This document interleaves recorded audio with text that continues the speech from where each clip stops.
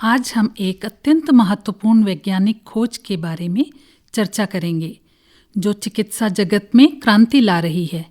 यह विषय है स्टेम सेल और स्टेम सेल कल्चर। यह शब्द आपने शायद सुना हो, लेकिन इसका असल मतलब और इसका महत्व क्या है, यह समझना आज के समय में बेहद ज़रूरी है। आज मैं आप सभी से एक अत्यंत महत्वपूर्ण और अद्भुत विषय पर चर्चा करने जा रही हूँ। तो आइए हम समझते हैं कि स्टेम सेल क्या है और ये क्यों इतने महत्वपूर्ण हैं। हमारा शरीर असंख्य कोशिकाओं से मिलकर बना है और हर कोशिका का एक खास काम होता है, लेकिन स्टेम सेल वे खास कोशिकाएं हैं जिनमें अपने आप में नई कोशिका में बदलने की अद्भुत क्षमता होती है। स्टेम सेल को हम जीवन की नींव मान सकते हैं, क्योंकि इन्हीं से हमारे शरीर की अन्य कोशिकाएं उत्पन्न होती हैं। हम ये भी अब जानना चाहेंगे कि स्टेम सेल के कितने प्रकार होते हैं और उनकी विशेषताएं क्या क्या होती हैं। स्टेम सेल मुख्यतः 3 प्रकार के होते हैं। पहला, एम्ब्रियोनिक स्टेम सेल।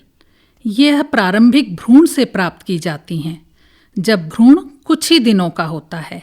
इनकी खासियत यह होती है कि इनमें शरीर की किसी भी प्रकार की कोशिका में बदलने की क्षमता होती है, इसीलिए इन्हें प्लूरिपोटेंट भी कहा जाता है। इन्हें लैब में कल्चर करना संभव है और इनसे किसी भी प्रकार के ऊतक या अंग को विकसित किया जा सकता है। दूसरा प्रकार होता है एडल्ट स्टेम सेल। ये वयस्क शरीर के विभिन्न अंगों में पाई जाती हैं, जैसे कि बोन मैरो, ब्लड, स्किन आदि। इनका मुख्य काम शरीर के क्षतिग्रस्त ऊतकों की मरम्मत करना है। हालांकि ये प्लूरिपोटेंट नहीं होती, लेकिन इनका महत्व इस बात में है कि ये शरीर के भीतर ही विभाजित और पुनर्निर्माण कर सकती हैं। तीसरा प्रकार होता है इंड्यूस्ड प्लूरिपोटेंट स्टेम सेल। वैज्ञानिकों ने यह अनोखी खोज की है कि वयस्क कोशिकाओं को पुनः प्रोग्राम करके उन्हें स्टेम सेल में बदला जा सकता है। इस प्रक्रिया को इंड्यूस्ड प्लूरिपोटेंसी कहा जाता है। यह तकनीक चिकित्सा के क्षेत्र में नई संभावनाएं लेकर आई है, क्योंकि इससे शरीर के अपने कोशिकाओं से स्टेम सेल बनाना संभव हो सका है। अब स्टेम सेल का कल्चर और चिकित्सा में उसकी संभावनाओं के विषय में चर्चा करते हैं। स्टेम सेल वह प्रक्रिया है जिसमें उसे लैब में नियंत्रित परिस्थितियों में विकसित किया जा सकता है।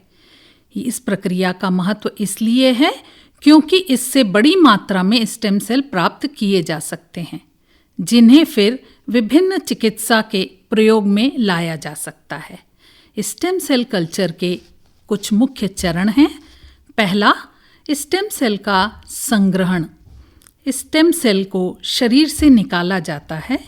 एम्ब्रियोनिक स्टेम सेल के लिए भ्रूण से कोशिकाएं ली जाती हैं, जबकि एडल्ट स्टेम सेल के लिए बोन मैरो या ब्लड से कोशिकाएं ली जाती हैं। दूसरा, स्टेम सेल को पोषक माध्यम में रखना। स्टेम सेल को एक विशेष प्रकार के पोषक माध्यम में रखा जाता है, जो उन्हें जीवित रहने, बढ़ने और विभाजित होने के लिए आवश्यक पोषण प्रदान करता है। इस माध्यम में ग्लूकोज, अमीनो एसिड, विटामिन और विभिन्न प्रकार के विकास कारक शामिल होते हैं। तीसरा है स्टेम सेल का विभेदन और विकास।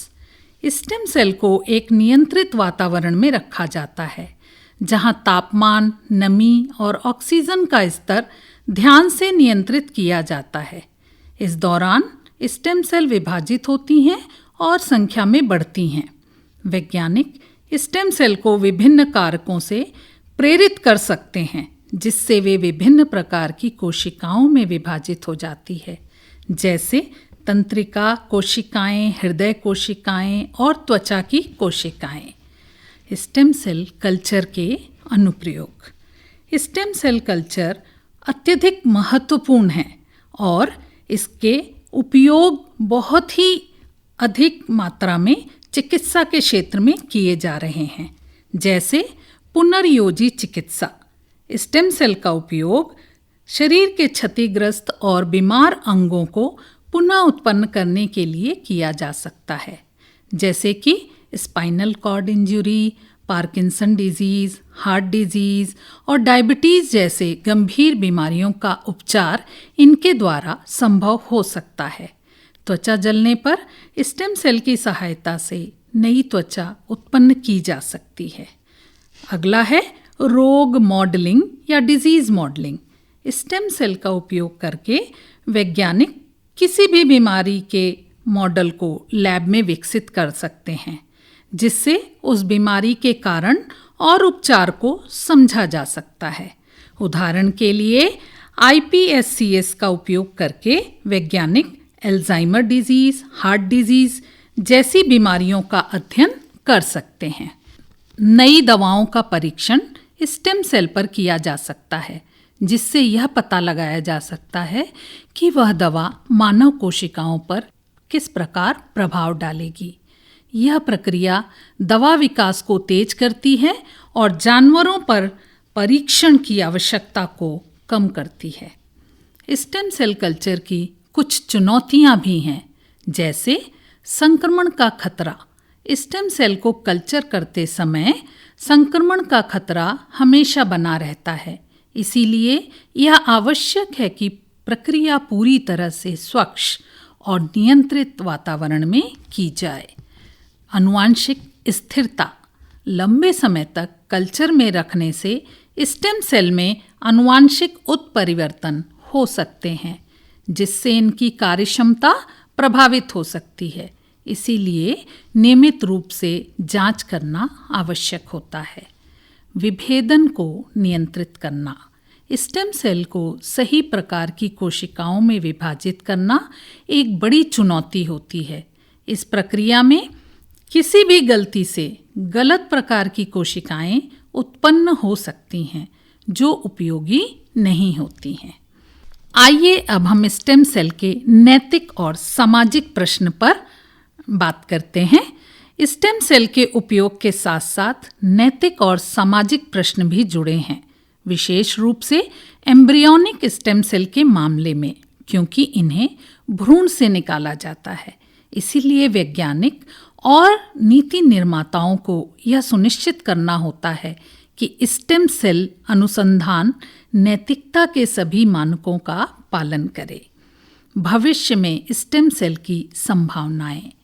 स्टेम सेल, जो कि आधुनिक युग का एक ऐसा उपकरण है जिससे हम बहुत सारी बीमारियों का उपचार कर सकते हैं।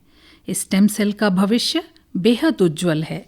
जिस प्रकार स्टेम सेल के उपयोग में तेजी आई है, उससे यह उम्मीद की जा सकती है कि आने वाले वर्षों में कई बीमारियों के उपचार में यह तकनीक अहम भूमिका निभाएगी।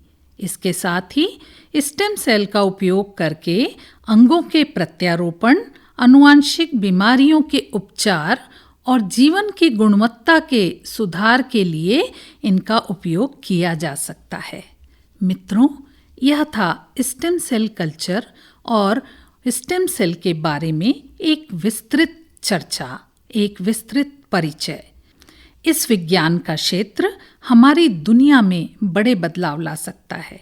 यह हमें एक बेहतर स्वास्थ्य और जीवन की गुणवत्ता की ओर ले जा सकता है।